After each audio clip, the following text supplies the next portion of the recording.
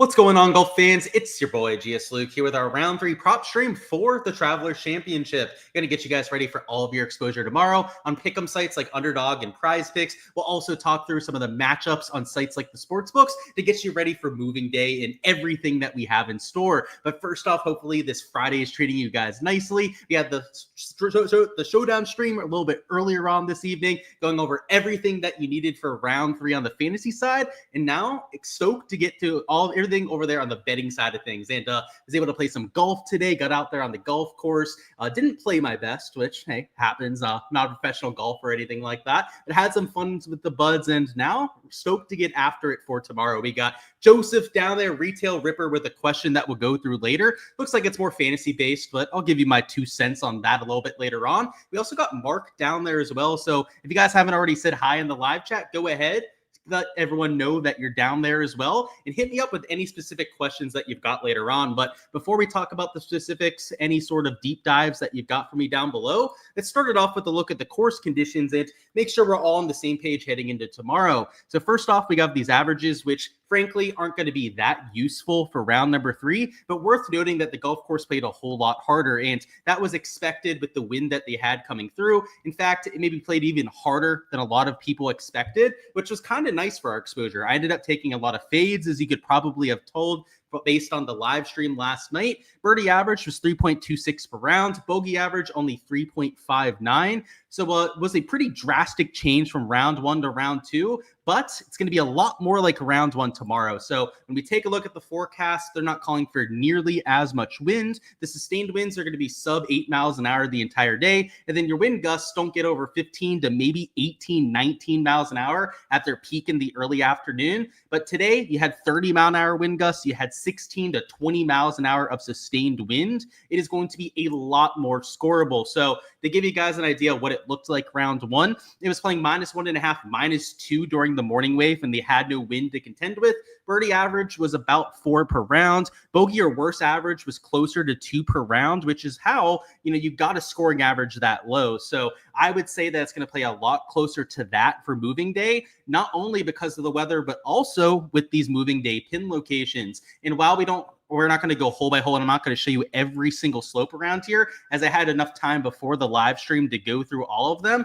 They're what you'd expect on a moving day. A lot of accessible pin locations, especially on the par 5s. For example, hole number 13 is by far the easiest pin that you have there. And then even on some of the shorter, even drivable par 4s, like what you have at hole 15, is by far the easiest pin location that we have there. So there are a few tricky ones, I would say, like 4 looks pretty tricky. 12, that's a longer hole too. That's in that back little corner. And 10 on that back right ledge, it's already a long par 4. There's going to be a few holes where you'd be happy to make a par on, but the birdie average is going to go significantly up than what you had for days 1 and 2. So I would expect it to be over 4 for round number 3. Probably around 4 at the very least is where I'd have that kind of an average. Bogey or worse average is maybe where it might get a little bit harder to narrow it down, but something in the 2 to 2.5 range is what I would expect for round number 3. So these pin locations, not really anything atypical, I would say. A few that are going to be especially scoreable would be hole number 3. That's a front left pin location, and it's in a low area. 6 is the par 5. That is not really reachable in 2 for the entire field, but it is going to be by far the easiest up and down that you have at that hole. 9 is a shorter par 4. That's also going to be scoreable on that front ledge. 11 is going to play like 130 yards, and that's a par 3. That's also going to be a very good birdie look for these players. And then even like 17, you do have the water in play on that front left corner, but it's on a low area of that green. So if we went hole by hole, if you take a look at all the slopes around them, these are the most accessible pin locations that we've had all week. So that combined with the easier conditions is going to make it really hard for me to want to take some fades for round 3. So I haven't really entered anything myself quite yet. We just got the prop boards about a half an hour to an hour ago. But as I was going through trying to find some potential value to attack, it was a lot of positive stance plays that I found myself landing on. And I would say that the one category where I found a couple fades that might make sense, believe it or not, was birdies or better, which with the easy pin locations, I still have some hesitancy before wanting to go out there and play that category. But if I think the average is going to be closer to 4 per round, and they have some slap dicks on sites like Prize Picks at 4.5 birdies, then I'd be tempted to even want to take an under or two. So like, for example, for Sam Stevens to be at the same number as Sepp Straka is just a glaring mistake. Sepp Straka is the number 2 birdie maker on tour. Sam Stevens is number 143 in birdie or better percentage, or it's right around that number. It might not be the exact. I was researching it last night, so I think I'm pretty damn close on that call for Sam Stevens. But for somebody well outside the top 125 to be at the same exact projection as the player that is top 5 on the category, there's something that just doesn't add up there. So, while I think there's some positive stance plays, like maybe a step over that could make sense, I was also considering the flip side of that as well. And it's not just a Sam Stevens, but like a Tom Hoagie's a mid to a lower tier player. And I'm not trying to pick on like anyone in particular here, but a Tom Kim hasn't had the greatest of seasons. Who else is at 4.5? So like in English, maybe makes a little bit more sense to have it 4.5, but like even he is probably a little bit too high. A Jason Day at that same sort of number. I'm not sure if I'm going to enter any of the fade value just because I do think the setup is going to be so easy. I don't really want to be betting against players when they're going to have all that stuff going for them. But for these guys, let's just put it this way. If the sports books think that he's going to project for about 4.5 birdies, guys like Finau, guys like Lowry shouldn't be at 4.5. Like the flip side of that, right? If I don't want to take a lot of this fade value, is that there are a lot of overs for the elite tier players that we have at 4.5 that could make a whole lot of sense. So just to go through some of these averages, yeah, we have birdie or better percentage up here right now. Sun GM, for example, he's the number 13 birdie maker that we have in all the PGA Tour. So he's at 4.5. Like maybe you'd consider that for an over. And Akshay Bhatia is the number 7 birdie maker in all the PGA Tour. He's also at 4.5. And while they do have some guys bumped up like 0.5 higher, so like for example, let's see, Justin Thomas is up at 5. He's the number 1 birdie maker on the PGA Tour.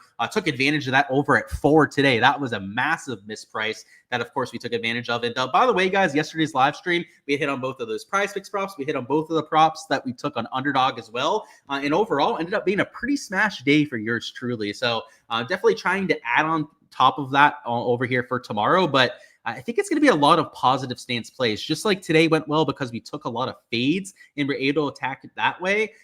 We want to stay prudent with conditions supporting us whenever we can. So I was looking at the birdie board a bit. I was also looking through some strokes props. So like there's more guys posted for strokes than what they have for birdies. So there could be a little bit more value, a little bit more selection for players at 68.5.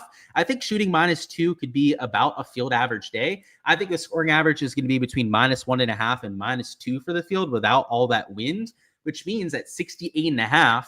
So for example, like a Brian Harman, I know he's on here somewhere at 68.5 strokes. Like all he has to do is have an average day to cover. And I mean, his track record around this course is impeccable. He has one of the best course records of anyone in the field. I mean, just top 10, top 15, top 20 after top 20, and almost no missed cuts around TPC River Highlands. So, if I think the average is going to be about that number, you'd have to think I'd be okay in taking that sort of under. Victor Hovland is at 68 strokes too. The shots gained metrics on Hovland are some of the best in the field. In fact, if you go to the entire event and sort it by shots gained approach, Victor Hovland is at the top of the heap, and he's lost about 5 strokes short game, which is probably not going to happen that often. He's a much better player in those two categories than losing 2.5 strokes per round. So he's got an earlier tee time, which is kind of nice for Hovland. He gets to go off when there's truly no wind at 10:25. When he'll be finishing up is when the winds are first going to start kicking up a little bit to like 7-8 miles an hour in the afternoon.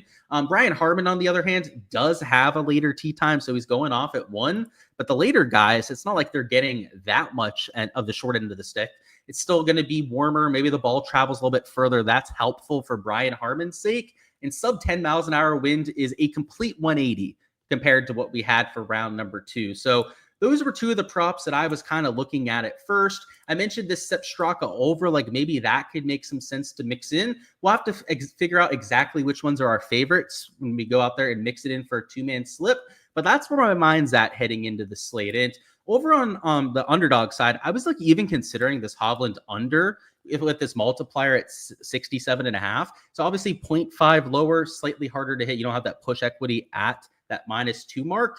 But with the payout multiplier, we could get over a 3x payout, maybe even a boosted like 6 or 7x payout on a 3-leg slip. It could be worth it from that perspective. So let's see what we have. Let's see if Sepp has a line. Maybe if we have something for Brian Harmon too.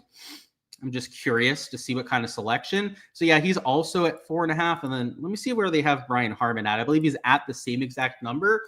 So if we took these three on Underdog, it would only be 4.47x, which is a pretty trash, truth be told. And if we took them 0.5 higher on Hovland, we don't even have to take them at 67.5.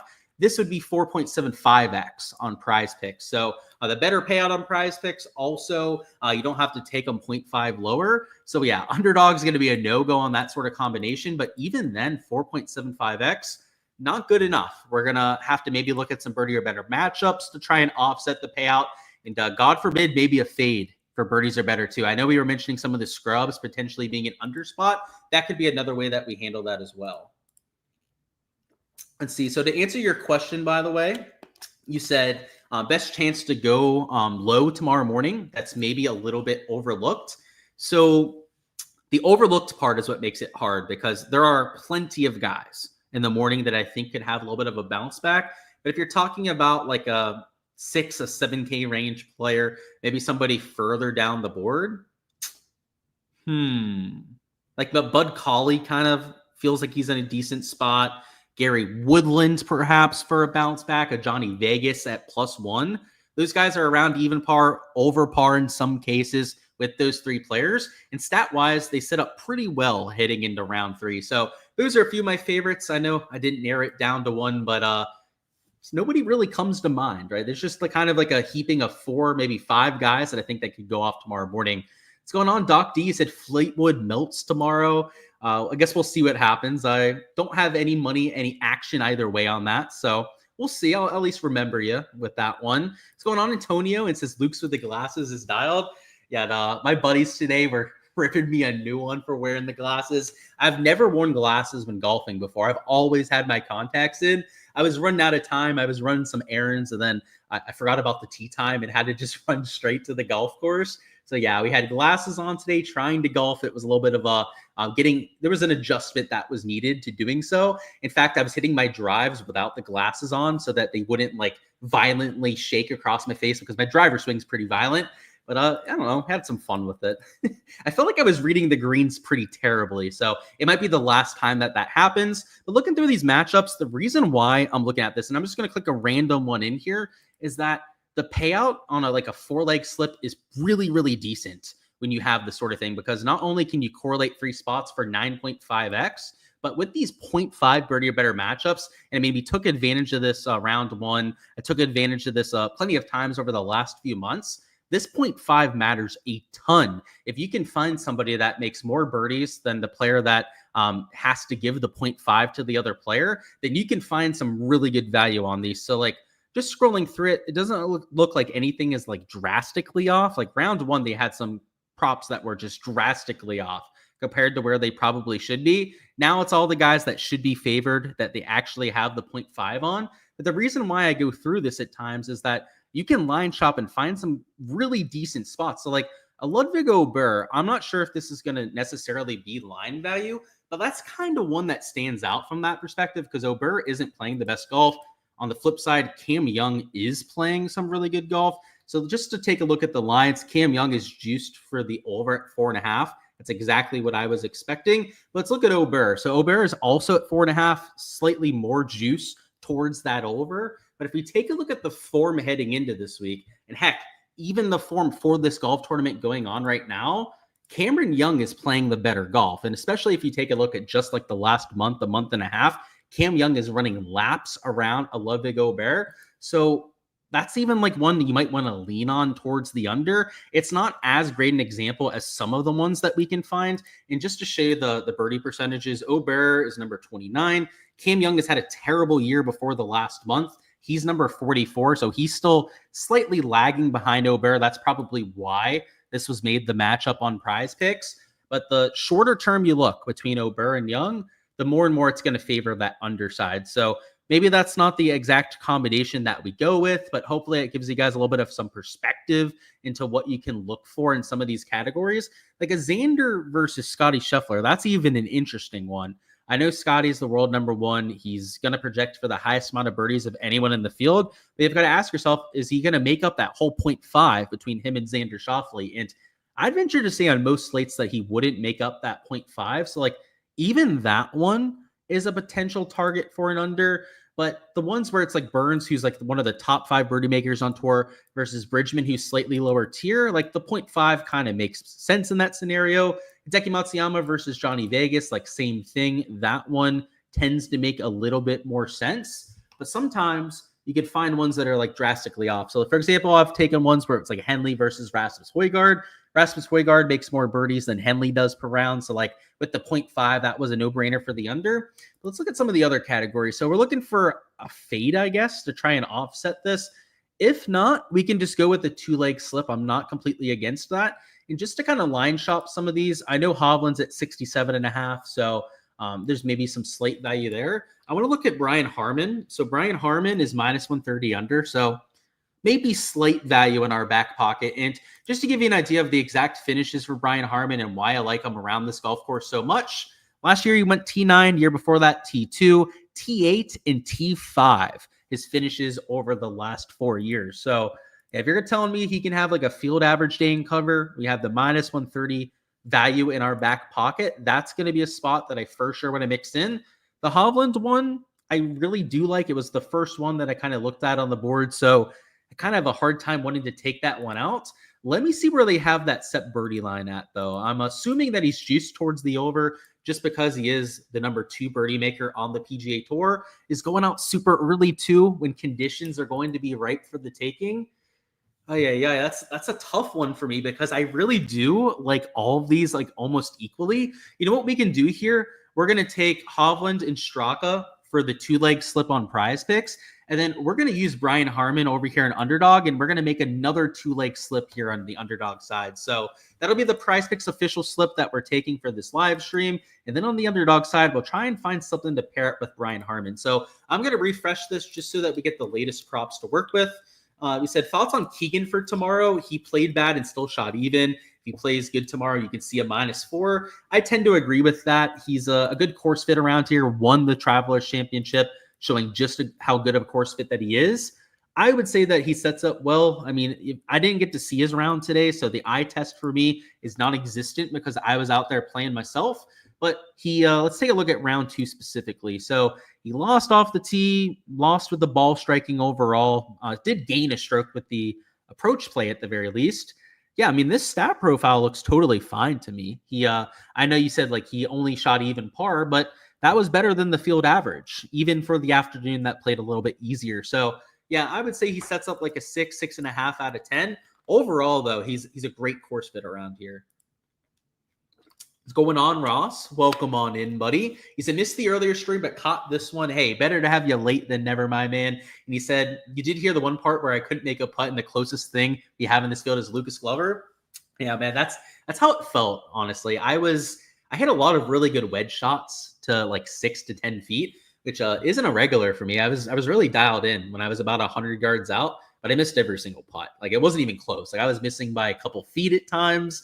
I was all over the place with my speed, but that's what I get for not playing golf for 2 to 3 weeks. So I've got to get out there more. I took a little bit of a break being up in Oakmont. Week before that too, I was super busy getting ready for vacation, and I paid for it. But luckily, and I know my boundaries, I didn't play my buddies for any money. I knew ahead of time that I wasn't going to have my fastball, so we lucked out, that's for sure. Is there anybody at the bottom of the leaderboard that I'm looking to fade? I wouldn't really say that I'm like actively fading anyone down there. The reason I say that, Antonio, is that the ownership down there is pretty non-existent, and quote unquote fades for me, like spots where I'm actively getting off of ownership, are usually only guys that are relatively high owned. Now, I'm not playing everyone that's towards the bottom end of the board. There are going to be guys that I'm taking out of my exposure, but there's nobody that's like a glaring like, oh, I won't play that guy no matter what sort of guy down there. Up top, there are. Like Fleetwood, for example. I know somebody was calling him having a bad day.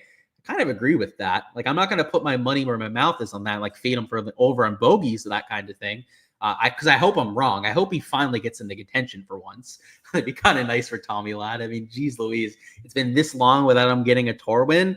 But yeah, down low, no one really stands out from that perspective. So like Rory, Scotty Scheffler, I hate to say that like I'm fading Scotty tomorrow, but you'd have to think at some point the putter is going to come back down to earth. So there are guys up top that fit that description, not so much at the bottom. What's going on? Sava, he said, what's my favorite two ball? We're going to cover those at the very end of this live stream. So if you sit tight for maybe the next 10 minutes, we'll be talking about matchups then. So that'll be on DraftKings. We'll go through some two balls.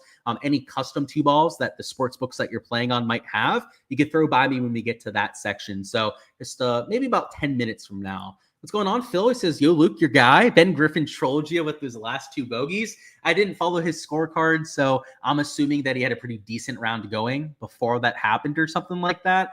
That's golf for you, man. That's gets you really excited at one point, and then it has it all come crashing down at the very end, and vice versa, right? You can be in the dumps for 17 holes and then hit the absolutely nutted shot on your 18th hole. It's this crazy sport that we follow, man, just very much so on brand. So if we're trying to find something for Brian Harman, so getting back into the props over here, let's try and find a positive stance play. And like Xander Schauffele kind of stands out, at least from the first look. So let's go to round score. Let's see where we have the odds on Xander Schauffele. So he is slightly juiced towards the over. So maybe that's not the best value spot to take. Unfortunately, the multipliers on Underdog just screw us on a lot of the payouts because like a 0.81x multiplier and the correlation between these two only gives you about a 2.08x payout, which is just blasphemous on a two-leg slip. But let's see what else we can cook up. So like a JT understrokes, I wouldn't be against. I know he's towards the top, but I mean, his form looks incredible. At this point, he's playing some of the best golf of anyone in the field. It's probably not going to be the one we take, though, but let's see. Let's look at Cantlay and let's look at O'Bear as well. So let's start with Cantlay. So Cantlay, minus 130 for the over. That's surprising to me. I don't necessarily agree with that. I think you could have these guys at even money, even juice towards the under. And I think it would make sense. Like if you're getting plus money, by the way, on any of these guys for like they're under at 67.5, I would take that in a heartbeat on a straight bet if you're giving me exact 50 to 50 odds. But kind of unfortunate that like even those players, the sportsbook odds are slightly in the other direction. So I'm not against maybe finding a 68.5 that we can mix in with a Brian Harman. But unlike Prize Picks that has more players to choose from, we don't have as many over here on the Underdog side of things. So that is perhaps slightly unfortunate. Steven Yeager, let me see what his odds are for this birdie or better line. Kind of surprises me that he's juiced so heavily towards the under, especially with him being a top 25 birdie maker on the PGA Tour. And yeah, he's minus 160 towards the under. So that's just them tailing the sportsbook odds and giving that sort of value on that spot. I don't agree with that, though. I do think that these guys, like especially your elite tier birdie makers, should be closer to like even money at 4.5, maybe slightly juiced towards the under, like minus 120, minus 130 odds. But to have guys like Yeager that heavily juiced is, like I said, something I would slightly disagree with. Let me look at Akshay. I want to look at Novak for strokes as well. So let's start with Akshay. I really like Akshay at this course, and he's also minus 130 for the under. So that could be a spot where we're not taking like a disadvantageous line. That could make sense. So who was the other one? We could look at Spawn too. I'm not against line shopping. So yeah, let's just do that real quick. JJ Spawn, after his US Open win, maybe he'll start to settle down a little bit now that he's had a few rounds under his belt. He is going off early, which I think could be a good thing on a day like tomorrow. And today, he lost in the two ball striking categories. Round number one, it was really the short game that was getting him. I mean, I'm not against a JJ Spawn for the under 68.5 here. Like, I just want to point that out because the early tee time, I think, is helpful. We know that he's in form. I mean, he's just won a goddamn major championship. So there's not many guys in the field that can obviously say that kind of thing. Let's look at Ryan Foxy. So Foxy, minus 120 for the under, just like Andrew Novak was at that same number. So if I was choosing between these three players, it's really hard to. Kind of like we had to do on Prize Picks. It's like choosing between my two favorite children or something like that. If I had kids, I imagine that would be a relatively difficult thing to do, or at least I've heard from other people. But Ryan Harman with the form, that's going to be a tough one for me to want to take out of this one. So we got Akshay versus JJ Spawn. So it's default to the shots gained metrics. We already know that Spawn has kind of sucked, but let's look at Akshay in round 2. So Akshay gained off the tee, gained with the approach play, and then the short game was actually about a 0.75 shots lost between those two categories. I mean, stat-wise, everything is telling us Akshay from this week. But then the other added component that we can't ignore with Spawn is that of these 3 players, he is playing the quote-unquote best golf over the last like 2 to 3 weeks. So if we zoom out a little bit more, he'd probably be the quote-unquote best play out of these 3. But the more shorter term stuff is definitely favoring the top 2. So maybe in chat, you guys have a lean on which one of these 3 that you would take out. We can delay it here another 30 seconds to a minute. So maybe you guys can help me because I am truly stuck. I'll probably play all 3 of these unders is what this means, right? If I'm having that hard of a time figuring out which one to take out, then there's a good chance that the one I end up taking out still makes its way into my exposure, which, by the way, guys, if you guys want to see every single slip as I'm entering on these prop sites, you guys can find those over there on my Patreon page. On top of Underdog prize picks, we also have sleeper props I'm posting for any of these given slates and the matchups and 3 balls that I posted in the Discord channel. So if you guys want every single piece of exposure on top of what we go through on here, you guys can find that on the Patreon page. So link down below in the description of the video to go out there and check that out. Let's see, anyone have one of those 3 that they hate that wants to help us figure out who to take out, or we leave off? So can we deep dive JT and Denny? For sure. So JT, super low round in the windy conditions, seems to happen every single time we have a really windy day. So I was glad I was able to take advantage of that. He was a real big gainer on approach and with the putter. Approach play, great. Always a big green flag there. But him gaining 3.5 strokes putting is very, very rare and something that happens maybe once a month for Justin Thomas. So that's a little bit of a red flag, but you do love to see that he was throwing darts the entire round. And then the other one was Denny McCarthy, who I've also noticed plays really well in windy conditions. And today he gained 2.6 on approach and then was super short game dependent. So gained almost 4 strokes around the green and with the putter, but that's Denny's MO. So I wouldn't expect him to go super low 2 days in a row. Denny McCarthy doesn't tend to do that, right? If he has a spike round, it's usually just once on any given event. But the thing about Denny is that he's so damn well-rounded and he gains across all 4 stat categories that he's not going to give up very much ground over the next few days. So maybe not my favorite showdown play, but I don't think he's going to give it up. I would probably expect him to finish top 10 when this thing's all said and done.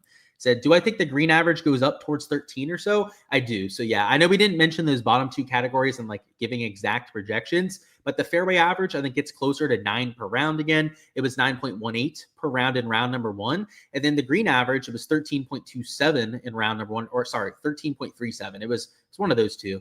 Sorry, I was close enough, right, on those 2. It's a little bit over 13. Yeah, I think it's probably around 13, if not even slightly over that sort of number for round number 3. So hopefully it gives you an idea on that board. There are some overs that could make sense for greens too. So for example, Victor Hovland, he's an above average green regulation player. He's at 13 on prize picks. That could be an option. He said, thoughts on Rory plus 140 versus Scotty minus 190 as a matchup. You said maybe you're a sucker, but you like Rory in that head-to-head. I mean, plus 140, and yeah, you said you think he's going to go low tomorrow.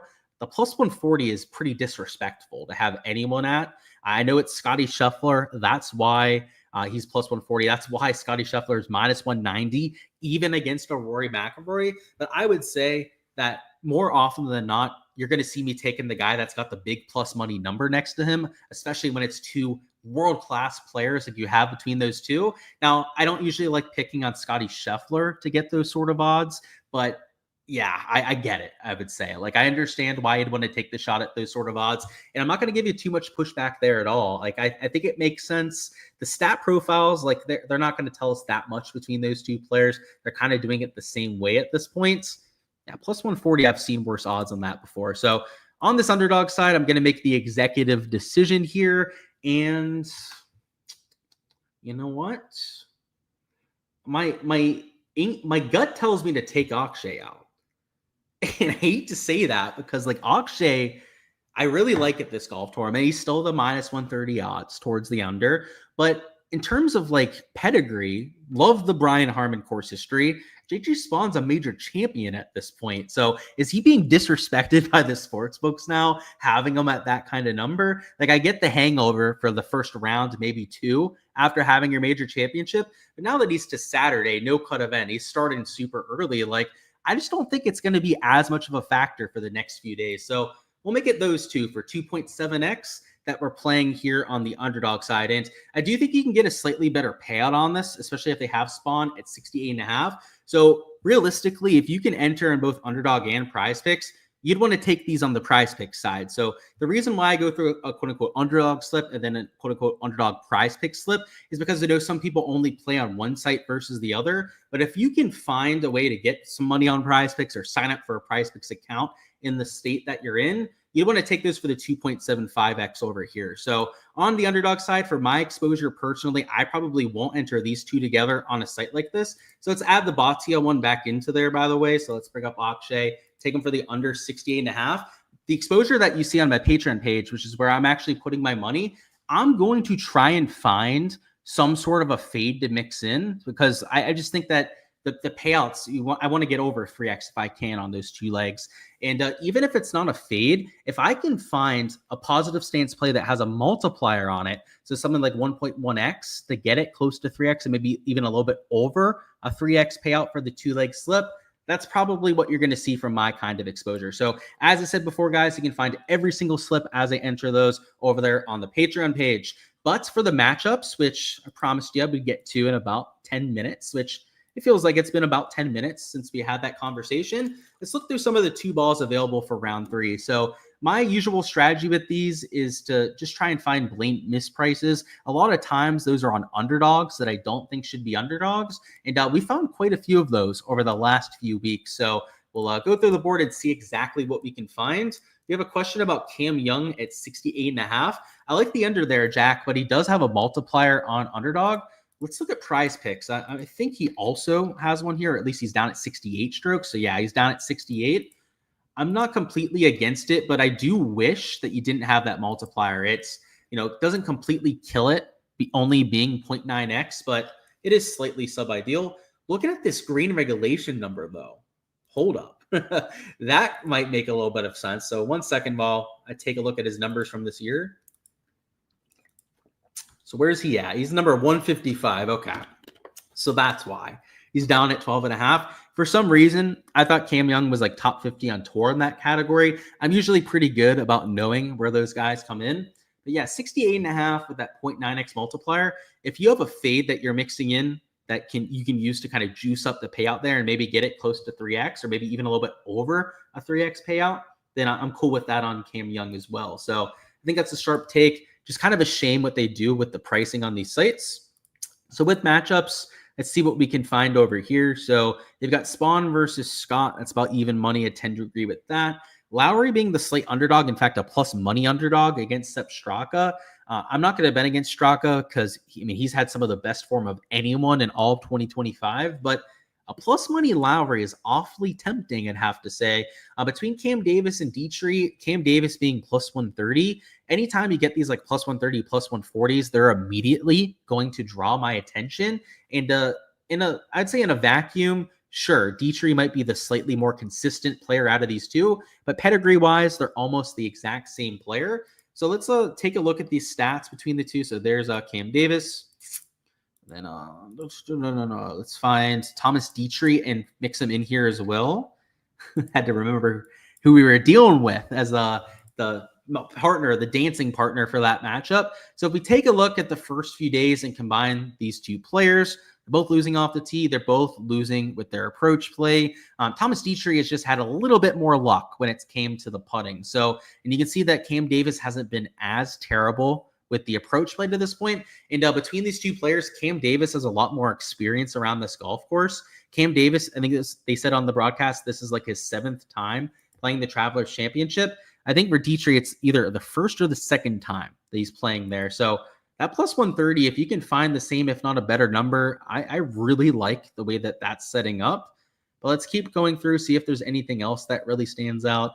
Lee should be the favorite over Pavon. So even though he's plus 120, I kind of get that one. Same thing with the Pendrith versus Bridgman group. Pendrith is just such a more consistent ball striker that I think that one makes sense, right? He should be the underdog against Hovland. That's kind of a no-brainer as well. So it's not like any underdog I'm just immediately going to flock to. Like sometimes there's a, time and place where somebody should be the favorite over somebody. But like in Akshay versus Poston here, I know we didn't end up taking the Akshay under at 68.5 quite yet. Probably will in my exposure at some point this evening. But Akshay versus Poston is one that kind of catches my eye.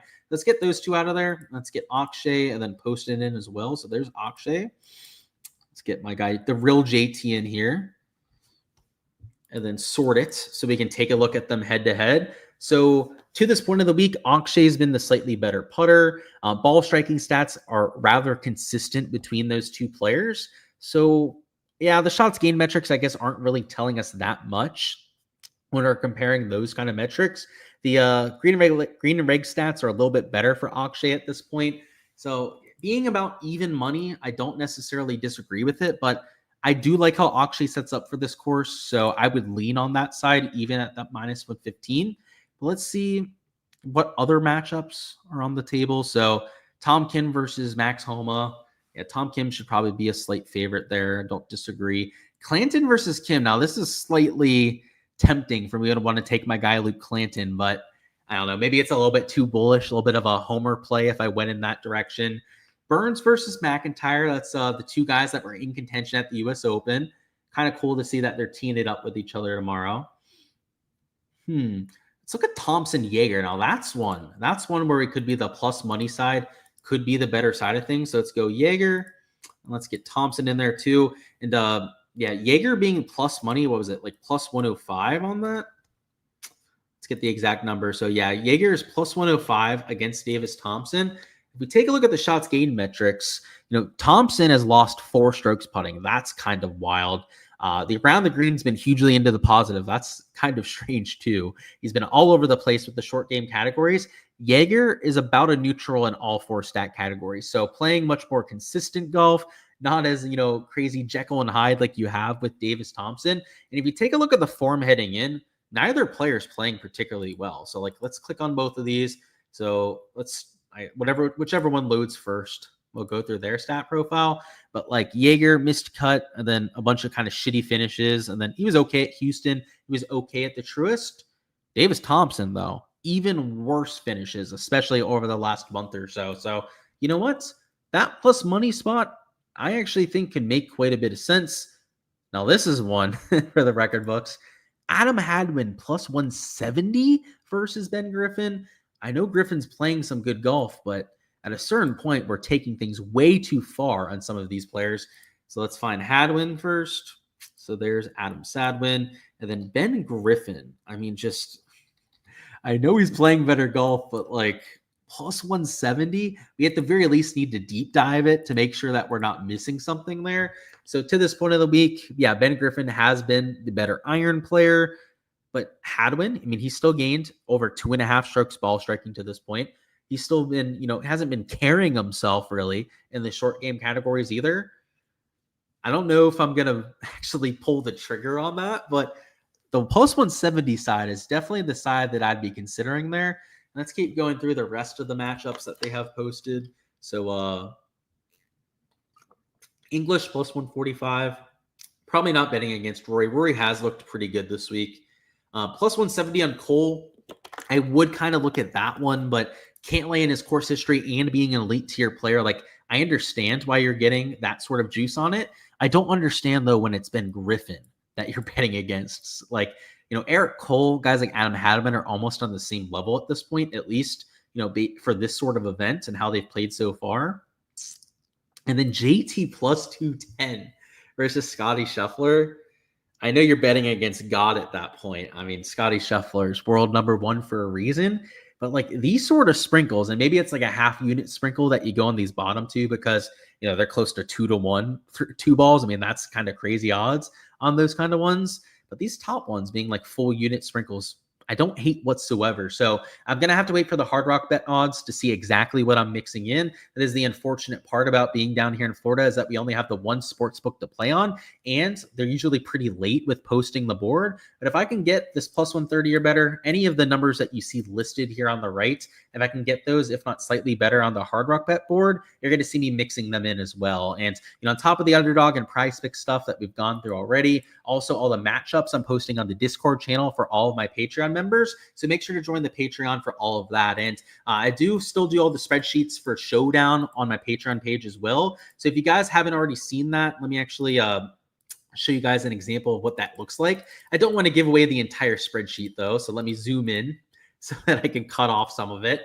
But I do these spreadsheets for all the Showdown members as well. So if you're a DFS tier member, you'll get access to these spreadsheets for rounds 2 through 4, where it gives you all the projections, all the analysis that you need for Saturday's Showdown slate. So for example, you can see the projected points. That's for the Showdown format. Projected ownership just for tomorrow. And then I do have my player pool on there. So towards the top, you can see I'm playing Xander, Morikawa, Cantlay, and also Victor Hovland and Ludwig Gobert is the player just below this that I'm also playing at that kind of price tag. It's all the lower owned players. So obviously the stream I did before gives you guys a lot of extra info on how to attack this kind of slate. But for even more info like that and to see the exact player pool that I'm using, you guys can find that on the Patreon page as well. And these tags, there's a legend to the right giving you guys all the meanings of those, showing, the kind of idea of why I'm on each player. There's ball striking poppers, short game regression candidates, good course history players, also high upside golfers that I'm mixing in to help you out with your round 3 process. But that's all I've got, guys. Going to go ahead and cut it off here so that I can start to get some props up for my Patreon peeps and so that I can enjoy myself this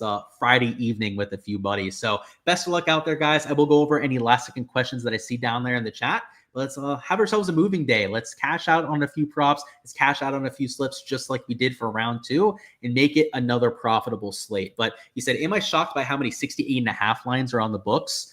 Yeah, man, I absolutely am. I think that for like lower tier players, I could see them being like plus money for the under, but anyone that has a pulse, which really is an average to above average player, I think they should be at the very least even money at 68.5, if not even juice towards the under. So yeah, it does kind of shock me. And I think that that's why there's quite a bit of value on some of these pick'em sites too. He said, random question, but what was the last time that I saw a line for Dunlop on Prize Picks or Underdog? I've seen them a couple times before. It was a US Open, I believe. They had lines for them for at least 2, probably 3 of those 4 rounds. But the form will get there eventually, and that is probably why they're avoiding posting them. I know sites like DraftKings, FanDuel do that kind of stuff with guys that are struggling. So I'm not sure about Prize Picks Underdog, but definitely the case with those bigger books. And then can I look at Sunjay M? I absolutely can. So let me actually share my screen so I can show you the shots gained metrics on him. He kind of had a weird day. It wasn't like he did anything too great or too terribly, at least in round number 2. He lost on approach, lost putting. Those are, kind of a tough scene to see a lot of red in those 2 categories, but he gained off the tee and he gained around the green. So a little hit or miss with the stat profile. It's probably a 4 out of 10, maybe even a 3.5 out of 10 though, because the approach play and the putting is the most important stat category, or I should say are the most important stat categories that we have in golf. So yeah, stat profile is not great. And he said, is the Cantlay outright still alive? Yeah, so I didn't bet him this week, but if you have a Cantlay outright, you are definitely live. I mean, he's -5. He's only 4 shots off the lead. Somebody that's T9 or better after 2 rounds is as live as they get. I mean, he's in the mix. He's already in the top 10. He shoots something like -7, -8 over the next few rounds, and he could easily win this thing. But the thing that slightly complicates it is that you do have JT, Scheffler, and Tommy Fleetwood at the top end of the board. 3 juggernauts, guys that aren't really going to back down. Maybe Fleetwood will, but JT, Scotty Scheffler, you wouldn't expect to back down over the next few days.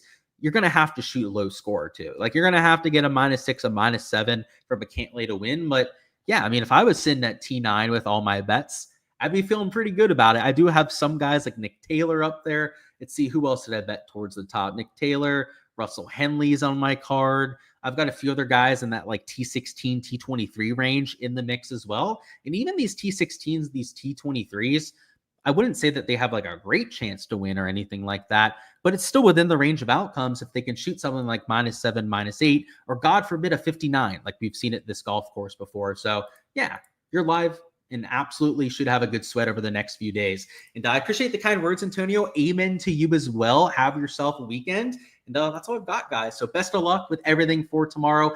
Smash the like button if you guys haven't already, and also subscribe to the channel as well so you guys don't miss any of the content to come. Here on YouTube, we do showdown previews, prop previews for every single round. Round 4 going to be included as well. So for tomorrow night's action, make sure you subscribe so you guys don't miss that live stream when we're here on YouTube. And that's all I've got. Best of luck, guys, and I'll see you guys tomorrow night.